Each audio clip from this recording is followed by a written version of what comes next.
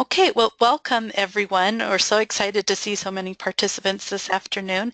This is Colette Bartow at the Office of Public Instruction, and this is our inaugural session of the Teaching Montana History online professional learning community.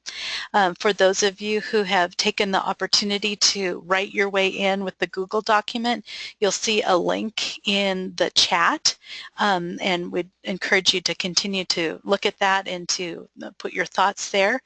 But our topic this week is the big picture, essential questions and enduring understandings. And just to let you know too, we'll be moving through a few slides, and then we'll also be looking at the live web for some other resources. But again, I'm Colette, and we'll have Martha introduce herself in a second. If you are listening to this and watching online, you're logged into the meeting, you can check your audio settings. You have the opportunity to use your telephone at any time, or your computer audio. We recommend a headset and microphone. And the other thing that you can do, you should on part of your screen see a chat box. We'd ask you to introduce yourself, ask questions, and then as we go along, if you would like to just put your comments into the chat, that will become part of the recording from this meeting as well as kind of a running log of our questions and in our interaction. So you can check your audio, and then please don't hold back in the chat. We'd love to have you engage that way as well. So, okay, next things next. So you've heard from me. I'd like to turn over the microphone to our esteemed hostess, Martha Cole. Hi everybody, this is Martha, and I think I know most of you. I'm a historical specialist over at the Montana Historical Society, and I was the editor of Montana Stories of the Land. I'm really excited about the idea of getting folks together from all over Montana to talk about how they're using the textbook and how they're teaching. I think I've never done an online class before. I don't know if you have, but I'm excited about it, and I'd really encourage everyone to go ahead right now to the chat and introduce yourselves. We want to make this absolutely as interactive as possible. My guess it can be a little awkward too, you know, talking into the void, kind of like a conference call, but we're going to do our best and encourage everyone to participate as they feel comfortable. And definitely as we get going, I'll unmute everyone's microphones, and we'll be able to use our voices as well.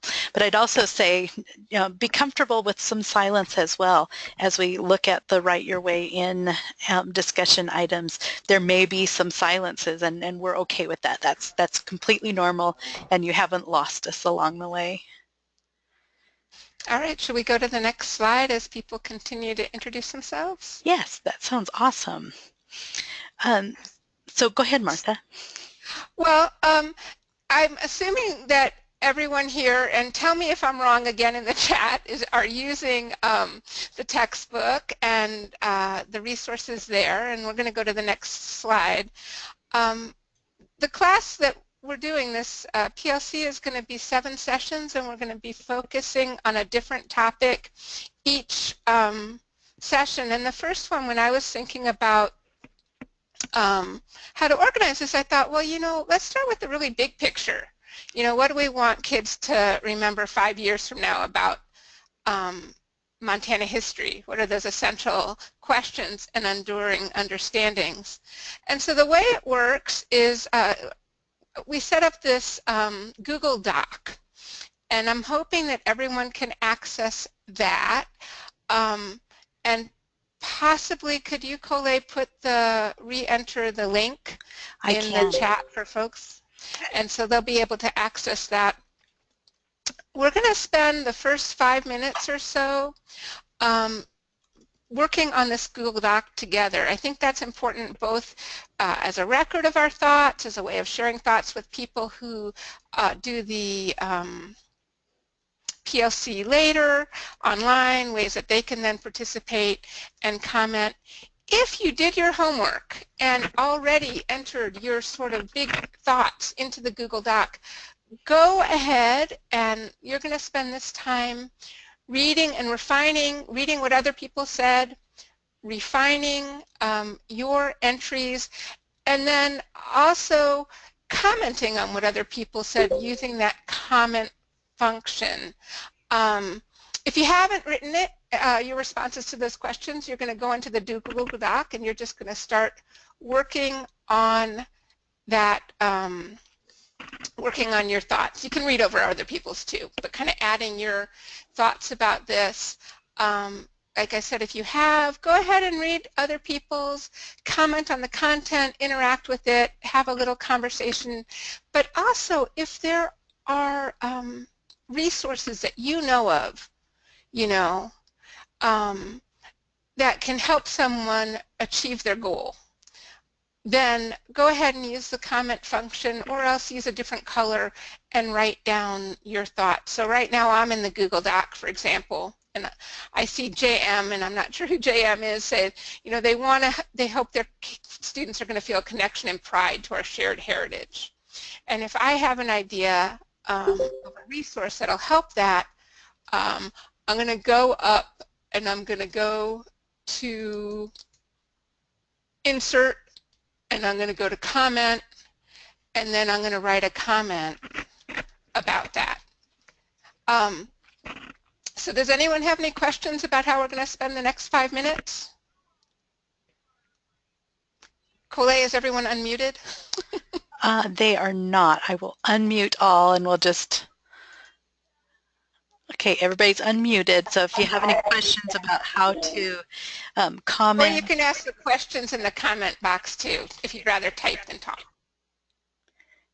this is where it's okay to be quiet.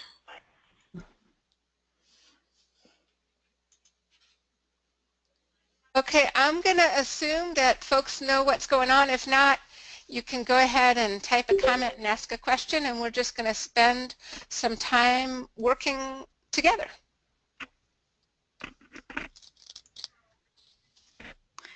And I'll just model on the screen as well too. I've highlighted something that I'm going to comment on.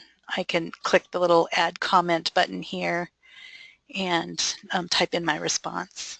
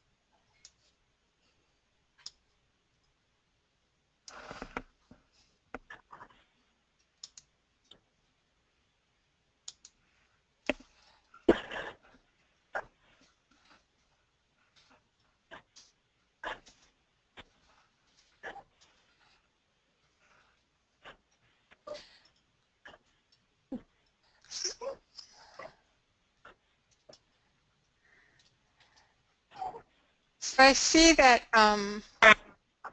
people are still working away, They but are. I This is also so exciting, Martha.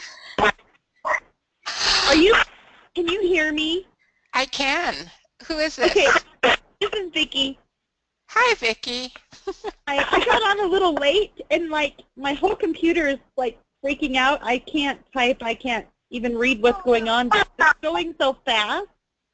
So what am Uh-huh. I doing wrong? Well, what was displayed on the screen what is on my computer screen, but I will put the link to the document Okay.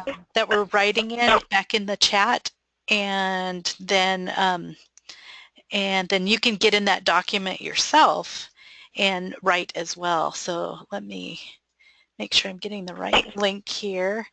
But yeah, go ahead.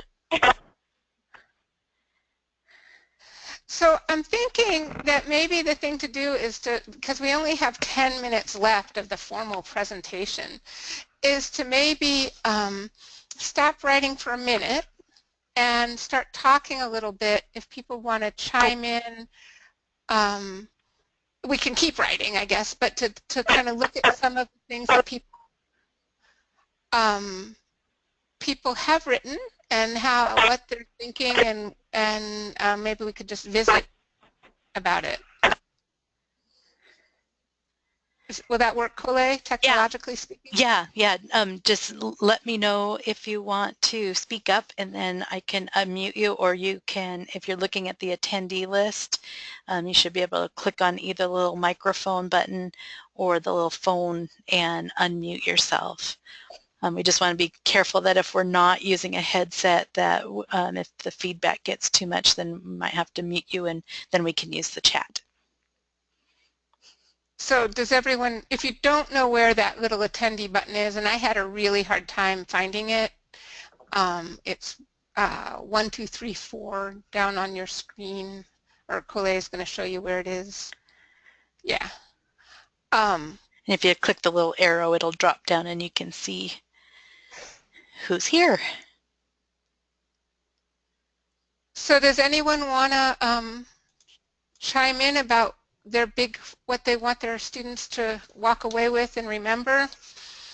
And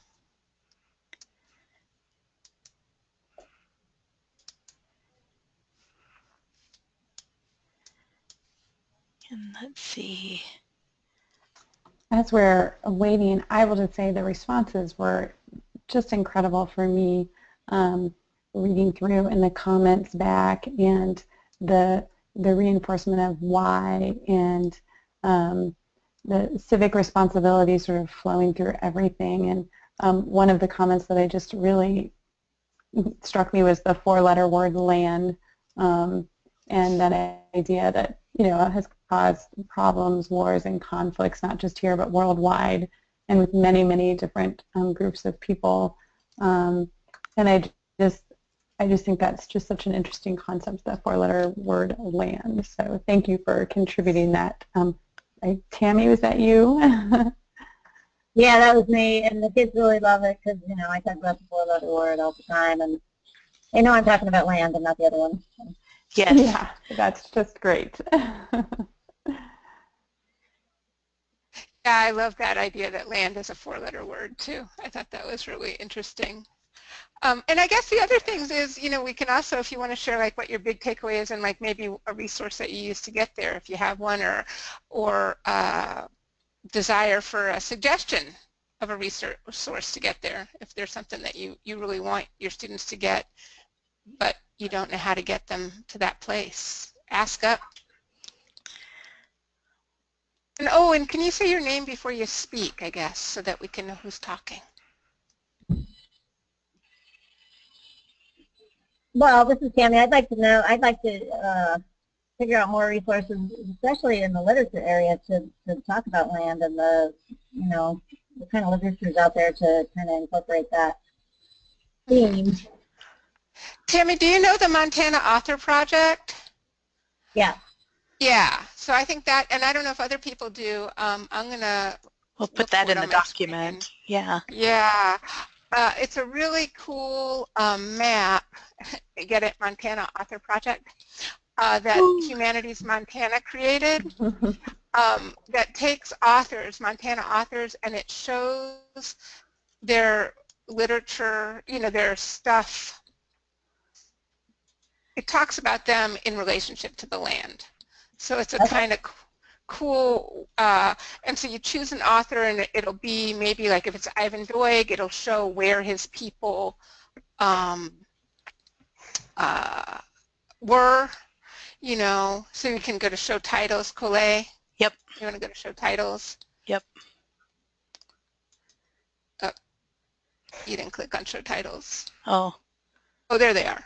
So yeah, let's scroll down, Colette, and if anyone's teaching any of these, shout it out.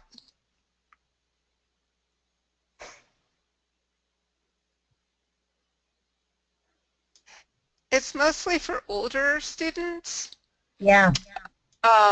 Than for younger ones, I think. But so you look at the surrounded, and they'll give you a summary, and then you can actually go to see him on the map, I think. And then you see, let's click on one of those spots, Colette. Just take. Let's see. Yeah, that one's a good one. Okay. And it kind of connects to, you know, what happens in the book and what happens in that place. And wonderful other, you know, additional resources and hyperlinks within each of these two that kind of is that, not necessarily the rabbit hole, but it's that really rich thread of information and context for what students are reading. Yeah. So how about other folks? I was really struck by how many people talked about wanting their students to feel a connection and pride in our Montana heritage, and to recognize the history all around them, recognize that they're sort of part of this history, and I feel really strongly about that. And I don't know if folks are teaching chapter 14 of the textbook with their students. It's called Towns Have Lives Too. If you are, why don't you comment in the comment bar if you teach chapter 14. I'm going to give a pitch for it. The rest of the textbook is pretty much chronological, and this chapter is thematic, and it's looking at how towns grew up and why they look the way they do, and how the history of this place is reflected in the built environment. And I think it's a great way to get some local study in. I think it might be one that teachers skip over because it doesn't completely connect to the chronology, but it's a way to do a lot of chronology in a very short space looking at your geography. So I would recommend that for those of you that are really interested in kind of teaching pride of place. Mm-hmm. And you can fit that chapter in anywhere, you know, it doesn't have to be right where it is in the chronological order of the book. You're saying you can kind of fit it in wherever you want. Absolutely, yeah, because it starts out by talking about sort of the 1870 outposts on the frontier, 1890 settlements expand, 1920 settlements are in place, communities of any nation, and then it's towns appear for a reason, and it talks about extractive industry towns and transportation towns and railroad towns, natural resource towns, I guess I already said, agricultural towns, reservation towns. You know, so, and then why does your town look the way it does? What does the built environment say about its history? So a railroad town is going to be laid out on a grid, where a mining community is probably going to have a curvy, you know, more helter, you know, skelter appearance. Not in Helena we have malfunction junction, where like 6 different streets come together, right? So yeah, more organic growth as opposed to planned development. And I think that's a good point about the online textbook, as well as thinking about, you know, how does the sequence, how does the, you know, the online version really lends itself to putting the things in the sequence and in the timing that you need them in your classroom, with then all of the incredible, deep dives into other resources that you can find through that online version. And I wonder, I mean, you could probably take chapter 14 and break it up into smaller pieces too, where you wouldn't have to teach the whole chapter. You could just teach one part of it. But yeah, you could start with it. It doesn't have to go in order. I want to keep talking, but I want to be respectful of people's time too. So do you want to talk about next steps, and then so if people have to sign up off right at 4:30, they can, and then we can keep the conversation going with whoever wants to stay on? That sounds perfect. We'll definitely do that. So this is our inaugural online professional learning community for teaching Montana history, and we have this set up as a monthly go-to meeting, and we also have this set up as a course on the Teacher Learning Hub. And if you're not familiar with that, you can sign up for an account. It's completely free, and once you go to the Learning Hub, and you'll see the URL here on the screen, and get that account set up, you can enroll in the Teaching Montana History Online PLC as a course. And when you do that, then you'll see a link to do the Write Your Way Out activity that we have. This is just what the login screen looks like for enrolling in that course. And you can earn up to 7 renewal units by enrolling in the course, completing the activities there, and then if you want to just get 1-by-1 renewal unit or stick with us for the whole 7-part series, you can do that as well. But that's kind of our way to then keep that conversation going. You'll also see on the screen, once you get into that course, a place where the recording from this meeting is going to be housed. So you can go back to this and listen in and think about the things that we've talked about. And then the discussion is here, your Write Your Way Out. So it's a more traditional type of online discussion forum where you have another prompt and you'll answer your responses to that. The other thing I'd say too is that the Google Doc that we've been writing in together is linked in the course as well, and so you can always go back to that document through the course and add to, keep continuing that discussion and the sharing of resources that we've already begun. So with that, I do want to go to the Write Your Way Out, and Martha, would you like to take it over again? Sure, except somehow I just lost my...